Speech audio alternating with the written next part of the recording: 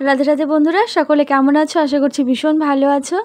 আমাদের গাছে আজকে দুটো স্থলপদ্ম ফুটেছে। তো এই কদিন আমার ঠাকুর ঘরের দায়িত্ব সব কিছু আমার ছেলেই সামলাচ্ছে।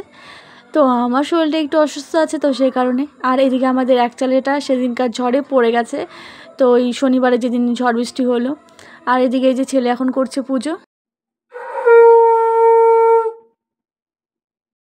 ছেলে বসে পড়েছে আর দেখো দুদিনেই কিন্তু শঙ্খ বাজানো কিন্তু শিখে গেছে।